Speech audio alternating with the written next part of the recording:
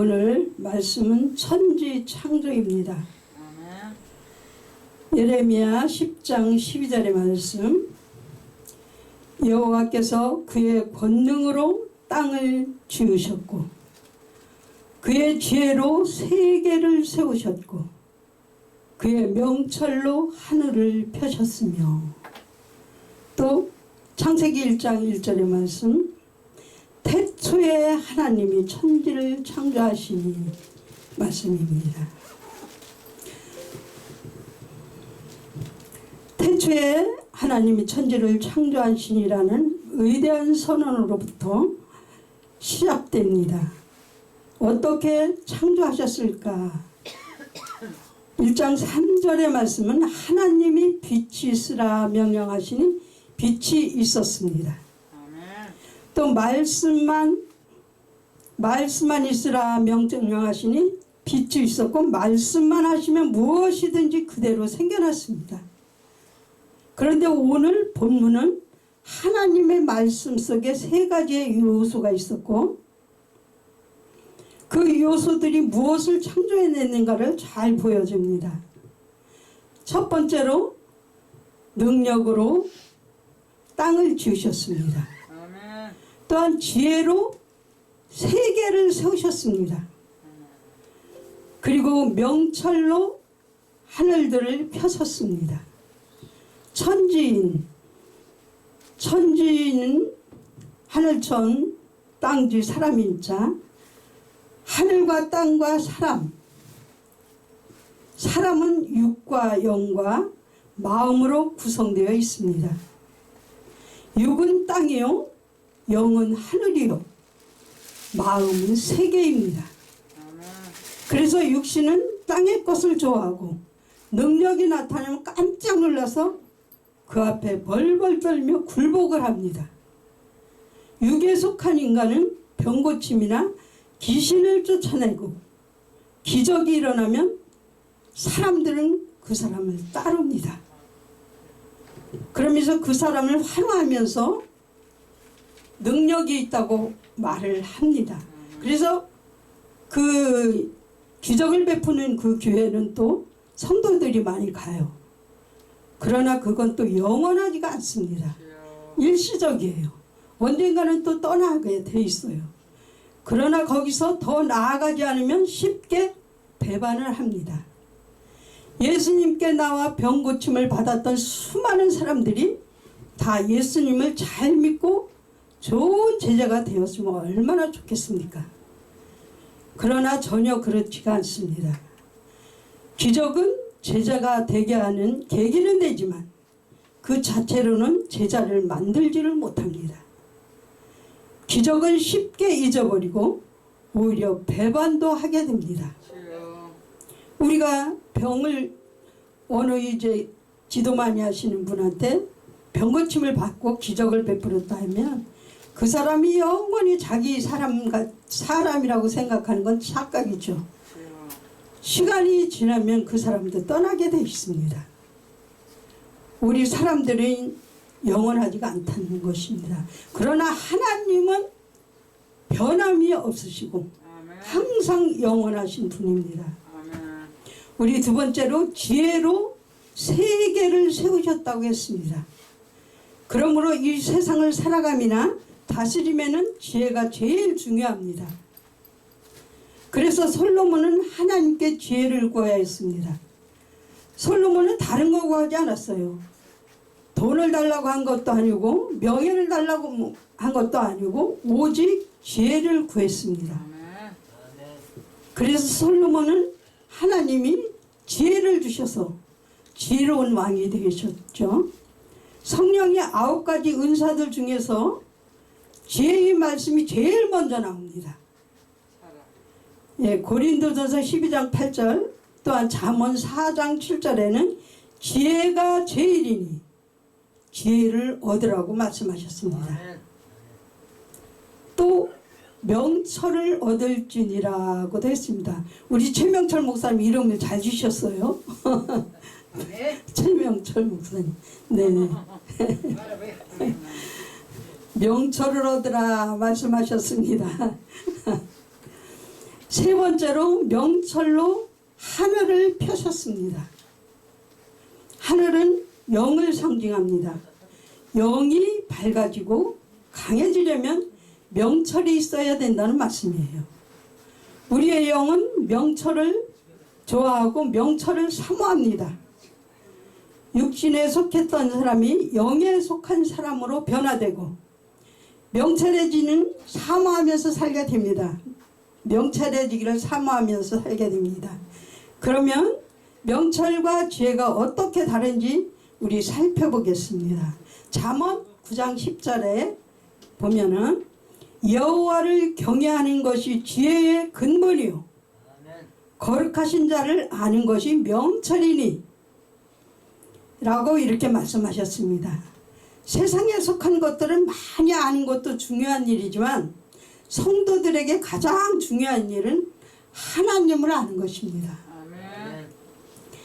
그래서 바울은 그리스도 예수는 내 주님을 아는 지식이 가장 고상하다고 말씀하셨습니다. 또한 빌립보 3장 8절에 보면 베드로는 오직 우리 주 곧 구주 예수 그리스도의 은혜와 그를 아는 지식에서 자라가라 라고 말씀했습니다. 마지막으로 결론을 정리해서 말씀드립니다. 하나님 말씀 안에는 능력과 지혜와 명철 이 세 가지가 핵심 요소가 들어 있습니다. 이러한 하늘의 보물들은 다른 어떤 곳에서도 만나볼 수 없는 것들입니다. 그러므로 우리가 하나님의 말씀을 더욱 뜨겁게 사랑해야 됩니다. 우리의 마음을 말씀으로 가득 채워야 합니다. 그래서 요한복음 1장 1절에 태초에 말씀이 계시니라 라고 말씀을 시작하고 있습니다. 또한 1장 14절에서는 예수님을 가리켜 말씀이 육신이 되어 우리 가운데 거하심에 우리가 그의 영광을 보니 아버지의 독생자의 영광이요 은혜와 진리가 충만하더라 라고 하였습니다. 또 예수님은 육신이 되어 우리와 함께 계시려고 우리를 찾아오신 하나님이십니다. 예수님 무엇이든지 원하는 대로 구하라고 말씀하셨습니다. 그리하면 이루리라 약속하셨어요. 성령으로 깨닫고 우리들의 마음을 말씀으로 채워가시기를 바랍니다. 세상을 이기며 청결한 마음에 말씀으로 가득 채워서 늘 하나님을 보며 축복받는 나날이 되시기를 주님의 이름으로 축원합니다. 아까 홍기동 목사님 말씀하셨죠. 남편을 죽게 하듯 섬기라고 잘 섬기라고 그러셨죠. 저도 마음이 찔렸습니다. 주의 일을 제대로 하지도 못하면서 남편을 외롭게 놔두는 것 같았어요. 그래서 최근에 정말 제가 갈등을 많이 느꼈어요. 내가 이거 언제까지 이렇게 해야 되나. 내가 주의 일을 제대로 하지도 못하면서 이게 가족한테 너무 무관심한 거 아닌가 이런 생각도 했어요. 왜 그런가 하면 제가 뭐 교회 성도가 많아서 바쁜 것도 아닌데 그런데 이거 성남에 집을 사다 보니까 집을 또 우리 이제 집에 가서 며칠 동안 있었더니 수도가 터져갖고요. 교회가 신발이 둥둥 떠다니고 이 전기 제품이 완전 물에 잠겨갖고 하나도 쓸 수가 없어요. 그러니 이 집을 또 관리를 해야 되잖아요. 그러니까 왔다 갔다 하기는 하는데 정말 처음에는 우리 남편이 너무 원망스러웠어요. 왜 도와주지 않을까? 저 실력에 자기가 마음만 먹으면 못할 일이 없는데 왜 저렇게 도와주지 않나 정말 그런 원망과 불평도 있었어요. 그러면서 이제 제가 생각하기에 우리 남편도 피해자구나. 내가 목사를 만나지 않았더라면 정말 자기 퇴직하고 여기저기 다니면서 밥이나 먹고 즐겁게 살려고 했는데 이게 뭔가라는 생각을 좀 왜 안 들겠어요. 그래서 정말로 저는 요즘은 너무 남편을 쳐다보면 미안해요. 그것도 내가 원망스러웠던 그 마음을 바꿔주신 것도 주님의 은혜예요. 아멘. 그렇지 않고 계속 원망만 하면 이건 마귀한테 제가 지는 거라는 생각이 들어가더라고요. 내가 마귀한테 끌려다니는 거 아닌가 이런 생각도 들었어요. 원망 불평 마귀. 그러나 가족이 또한 이 땅에서는 가족이 소중하잖아요. 가정을 잘 지켜야 되잖아요. 그런데 그렇게 원망과 불평이 내 마음속에 자리 잡고 있어서 마음이 항상 편치가 않았어요. 그런데 감사한 것은 우리 교회가 물에 잠겼었잖아요. 막 난리도 아니었어요. 그래서 한편으로 생각하면 이해가 안 가실 거야. 한편으로 생각하면 속이 다 후련하더라고요. 왜 그런가 하면 내 그 답답하고 막 원망 불평했던 마음이 싹 씻겨나간 기분이 들었어. 네? 아니 저기 경제적으로는 엄청 손해예요. 다시 사야 되고 막 이러지만 하나님이 어떤 축복을 해주시려고 또한 이런 고난을 주나 이런 생각도 들었고, 그런데 한편으로는 개운한 생각이 들었습니다. 그래 한 번도 원망이 되지가 않았어. 그때 감사하다는 생각이 들었습니다. 그래서 오늘 이제 홍 목사님 말씀으로도 은혜도 받았고, 제가 최근에 갈등하는 일이었어요. 내가 은퇴를 해야 되나 그만둬야 되나, 주의 일답게 주의 일도 제대로 하지도 못하면서 이게 뭔가 그런 갈등이 엄청 심했었습니다. 그런데 우리는 항상 감사한 것은 무슨 일이 있으면 원망이 아니라 하나님의 앞에 깨닫게 해주시는 게 감사해요.